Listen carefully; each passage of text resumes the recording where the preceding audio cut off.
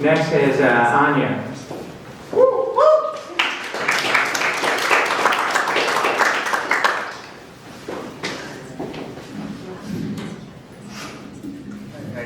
That's nice. Thank you very much to Say for including me in this, and to Claire. Say's painting. Say brought me the painting today. He has now left, and I have realized that I do not know what the painting is called.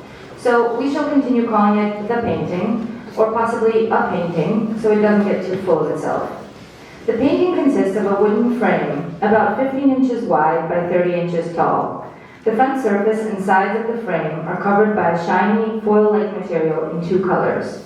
Iridescent violet on the top half of the canvas area, gold on the bottom. It's finished with a clear lacquer. Upon receiving the painting, I immediately attack it in my mind. Why is this a painting? I think. Where is the paint? Where are the brush strokes? It looks like it's covered with foil. It looks like a gift-wrapped box. The painting sits on my desk, bouncing sunlight onto the walls of my room while I brood. As the light fades, the violet part of its reflective surface changes to a bluish silver, like snow at night. I may not have been to art school, but I have been to therapy, and suspect that my interrogation of the painting is actually an interrogation of myself. Where are my brushstrokes, I might as well be asking. Where is the evidence that I am art? And by that I mean, where is the evidence that I am worthwhile? The roots of my "a painting must have a brushstrokes" mentality grow deep, planted early by Russian primary school education. Russian school involves a lot of chanting and a lot of memorizing, and is best at producing students who, on a very deep level, believe themselves to be incompetent. I hated it, but that didn't stop me from being shaped by it, which became especially clear when I volunteered one time as an arts and crafts teacher in a public school in Brooklyn. We were in a low-ceilinged, dingy classroom filled with multiple round tables, each seating groups of 5 to 6 kids. These were children whose parents did not have time to immediately pick them up from school, and our job as volunteers was to keep them occupied until the parents came.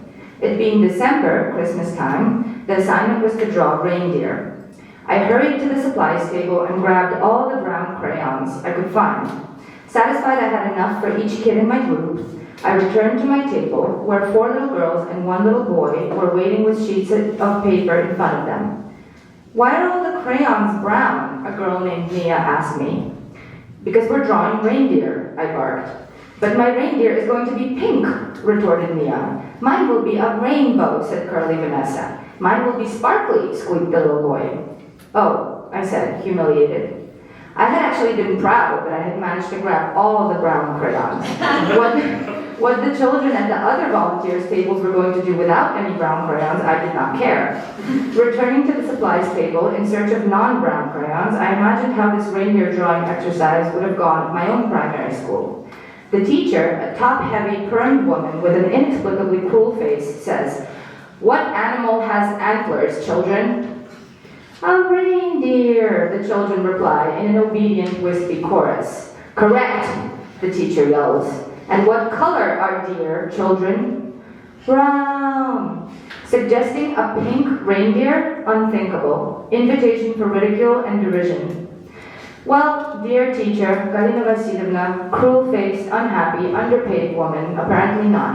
Apparently non-biologically accurate reindeer are also acceptable here in the rotten West.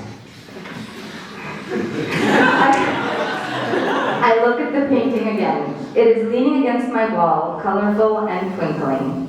It knows it has won. I am critical, filled with doubt, and pathologically deferential to convention. Paintings have brushstrokes. Reindeer are brown. The painting is bright, desirable, and self-sufficient. A tinted halo surrounds it. It changes with the setting sun. The painting knows it is a painting. It does not need me to agree.